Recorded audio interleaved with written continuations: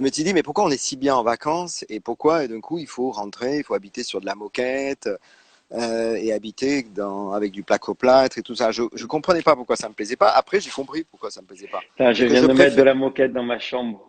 Oh putain de merde. Oh mais putain, c'est pas vrai, Christophe, qu'est-ce que tu fais? Oh là là, Ah bah, qu'est-ce que tu prends? elle est commandée, mais Oh je vais peut-être pas. Mais putain de j'adore la truc moquette. de J'ai merde. toujours adoré la moquette. Ah Oh ouais. mon Oui, Dieu. bon, je suis pas contre la moquette, mais c'est effectivement. Moi, c'est pas. Non, mais en fait, si tu veux, je me suis dit, à Marseille, j'ai fait cette maison comme une maison de vacances, si tu veux. Et aujourd'hui, je compte, j'y habite beaucoup plus, quoi, et je pense là pas remonter après le confinement. Mais si tu veux, pas remonter complètement, si je puis dire. Mais si tu veux, je trouve que bah, en vacances, comment tu vis? Tu vis en contact avec la nature, avec Quel est tes ton amis. rapport avec Marseille et la Méditerranée? Ah ben Marseille. Hum, Pardonne-moi, je te coupe hum, encore. Est-ce que, hum, par exemple, ça te fait cet effet, moi, quand je suis à Paris, au bout de 4, 5 jours, c'est viscéral, tu vois, dans mes tripes, j'ai l'impression que j'ai l'appel de la Méditerranée et l'appel de hum. Marseille. J'ai besoin de Ouais. revenir à Marseille. Ça te fait la même chose? Ah ouais, ouais, ouais, bien sûr. Moi, je peux pas vivre sans Marseille, là. Je peux pas vivre sans la Méditerranée. Et Marseille, on a une chance inouïe, ceux qui sont la chance de naître en Méditerranée, on a une chance inouïe. Je pense que c'est une folie cet endroit, quoi. C'est une folie la Méditerranée. C'est une folie, c'est captivant, quoi. C'est enrichissant. Enfin bon là, on arrive au printemps. Enfin, on peut pas beaucoup marcher ou bouger, mais on sait ce qu'on a autour de nous là. C'est fantastique, fantastique. Et, et Marseille, c'est une ville qui a été euh, qui a souffert, mais qui a une histoire incroyable. Je suis en train de commencer l'histoire de Marseille. C'est absolument fascinant, quoi. Et, et je trouve que aujourd'hui, c'est une pépite, quoi. C'est une pépite que les gens redécouvrent. Attends, Euh, je te coupe juste, pardonne-moi, je hum, cite notre ami Olivier Amselem sur hum. Marseille qui dit vivre à Marseille, c'est vivre avec plus de ressources que de moyens. C'est beau, hein? Ouais, Coco C'est beau, Olivier. hein? C'est beau Bah de dire oui, ça, hein? c'est tout à fait ça. C'est tout J'ai à fait ça. adoré. Donc le cabanon, c'est ou Plus de d'habiter. ressources que de moyens, ouais. C'est Ouais, ouais, exactement ce que tu décris là au exactement. final. Bah, tu t'aperçois quand tu es entre Paris et Marseille qu'il y a des mecs qui gagnent 15 000 euros par mois, qui ont moins d'art de vivre que des mecs qui gagnent 1500 euros ici. Enfin, je C'est vrai, caricature, c'est vrai. mais, mais c'est pas l'argent qui fait l'art de vivre ici. C'est loin de ça. Et c'est pas le truc. Et on est dans une ville populaire, hein. On est une ville de mélange incroyable, quoi. J'ai appris qu'il y avait, rue d'Aubagne, il y avait 200 ethnies qui vivaient là. Enfin, quelle ville peut, en plein centre, peut avoir une telle richesse, quoi. Moi, je trouve que notre richesse, c'est nos mélanges. Alors, on a eu des immigrations de partout, ce qui fait la force de Marseille. On s'est toujours accepté tous autant qu'on était. Et aujourd'hui, on a presque de l'immigration intra-française, quoi, de Paris, quoi, ce qui est quand même dingue. Mais Hmm. on aura tout vu, si tu veux. Mais je trouve que cette ville, c'est une pépite incroyable, qui a un potentiel hallucinant. Et, et c'est une renaissance permanente, quoi. Et il y a une vitalité dans cette ville qu'il n'y a pas, qu'il y a nulle part ailleurs, hein. Moi, je trouve que j'ai trouvé D'accord. ça un peu à Rio de Janeiro. Mais si tu veux, Oui. il n'y a pas beaucoup ça, quoi. On Est-ce compare que aussi à Naples. tu... Oui, Pardon. on compare beaucoup à Naples, Hum. c'est vrai. Est-ce que tu penses finir tes jours à Marseille?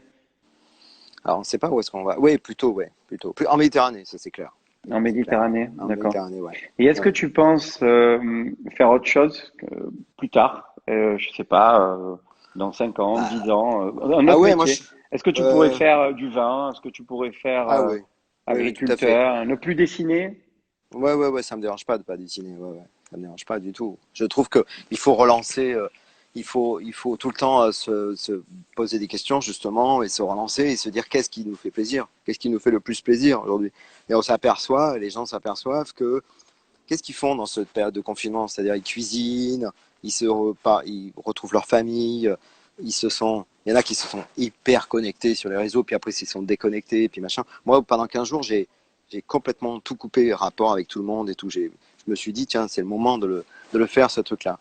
Mais on se, ben, en France, on est très branché sur la nourriture, et à juste titre, parce que c'est l'essence même, c'est ce qui nous relie, c'est ce qui nous tient, et tout ça. Donc c'est pour ça que je fais beaucoup de références avec la nourriture et tout ça. Mais dans cette période-là, on se dit qu'est-ce qu'on a envie de faire, ou qu'est-ce qu'on aime et tout ça.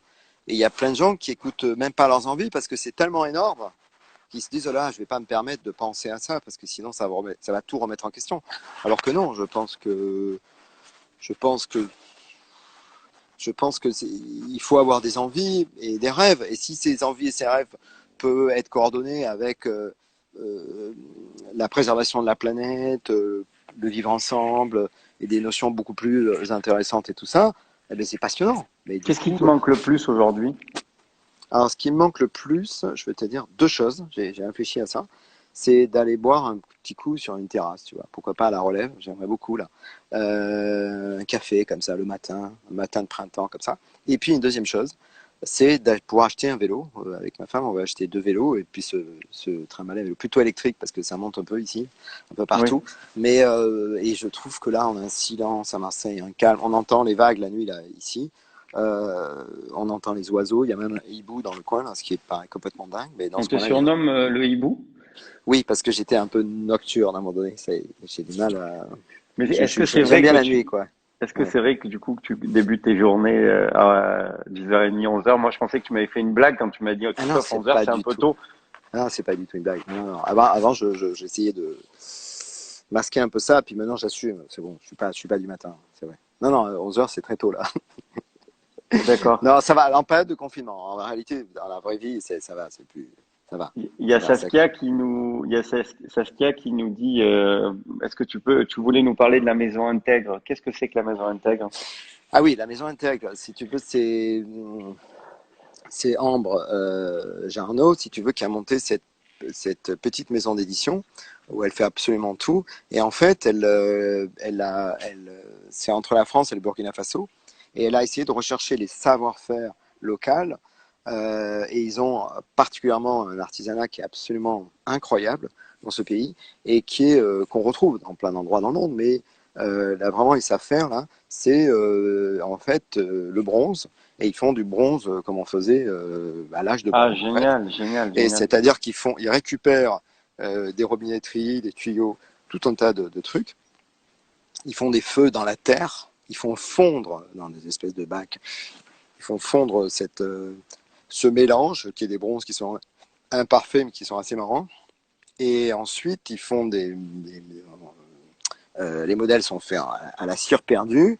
Ils mettent de la terre mélangée avec du crottin de cheval.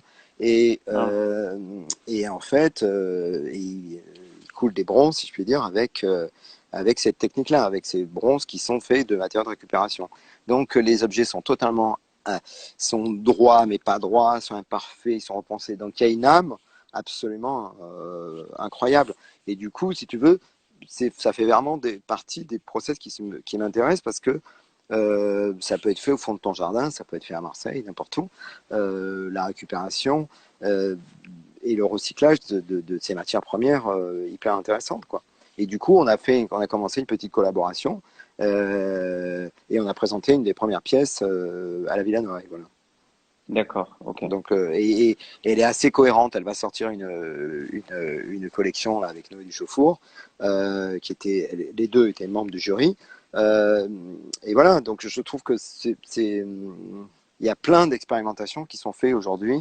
Voilà. Mais on est dans le contraire de la grande diffusion, le contraire de l'industrialisation, le contraire de ce que tu parlais tout à l'heure, la vulgarisation. Moi, je trouve que c'est un terme qui est très mauvais, en fait, la vulgarisation, parce que on nous a vendu tout un tas de conneries là-dessus. Ouais. Ouais. D'accord, ok. On a bien parcouru pas mal de sujets et on reçoit plein de messages en même temps qu'on parle de personnes qui n'arrivent pas à travailler parce que c'est passionnant. C'est hyper, Je suis c'est désolé. hyper émouvant tous ces messages qu'on Ouais. nous envoie là. Écoute, on sera fait une petite heure et demie hein, alors qu'on devait Ouais. faire 1 heure, François. Hein. Je sais Ouais. pas. Moi, Bah écoute, écoute, c'était un plaisir de partager avec toi et de parler. Et c'est vrai que c'est sympa d'avoir la contradiction aussi, un échange et on est tous, on se pose tous des questions, on est tous en mouvement et on peut tous faire quelque chose quoi, à son niveau. Et il faut pas penser qu'on est petit. Et en fait, je pense que plus on est petit, plus on a de pouvoir. Les grosses multinationales aujourd'hui sont perdues là. Qu'est-ce qu'elles vont faire pour changer? Comment elles vont faire? Est-ce que tu penses hmm, que le système de la mode et tout va pouvoir durer tel qu'il est là? avec Je un sais pas, pétrole qui vaut plus rien. Enfin, si ouais, tu veux, c'est. je sais plus quoi penser là-dessus. Tu vois, j'écoutais Jean-Pierre Blanc ce matin avec Olivier. Il parlait de mode aussi. Il parlait de, tu vois, je suis partagé Ah non, mais je je suis sais plus pas. quoi penser là-dessus, Non, moi. mais je suis pas contre la mode, mais je vais te dire, la mode va faire sa mutation, comme les autres métiers vont être obligés de le faire. Mais Il y tu a, entends quoi, par exemple? Tu veux dire mais quoi? mutation, Arrêter de ça faire veut. des défilés? Tu vois, Non, non, non, Jean-Pierre, par pas exemple. ça. C'est pas que ça. Je veux dire aussi retrouver du local, retrouver de l'artisanat, retrouver de la D'accord. proximité. Pareil, qu'est-ce que tu D'accord, dans fais, ce tout ça, sens-là, voilà, ok, je voilà, voilà, comprends voilà. mieux. Ouais, Et ouais, ouais, c'est ouais. pas un signe de faiblesse, c'est un signe de modernité, je pense, voilà. Après, il peut y avoir D'accord. des petites industries et tout ça, mais là, les gros mastodontes qui fabriquent des t-shirts à l'autre bout de la planète, qui les font venir et tout ça, ce que montre la Villanoa et Jean-Pierre Blanc, c'est des créateurs, c'est des créations. C'est pas Hmm. encore des choses qui sont établies dans l'industrie et tout ça. C'est Ils montrent la génial ce création. qu'il fait. Et la création, c'est toujours inspirant.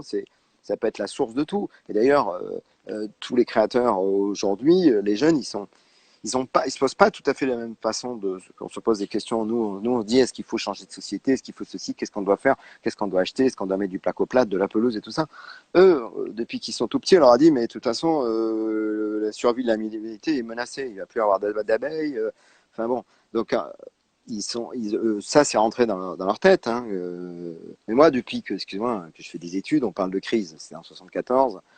Donc, cette histoire de crise, bon, la crise, ça permet aussi de passer dans un step. C'est une période de transformation Tu penses personnelle et que ça va être collective. bénéfique? Tu penses qu'elle va Ah ouais, nous moi être je crois. bénéfique? Ah oui, ah Est-ce oui. que tu penses que Et il cet va y avoir des vents élan, contraires. Attention, il va y avoir des vents contraires. Ça va pas être que bénéfique parce que ouais, on voit bien quand Macron enlève des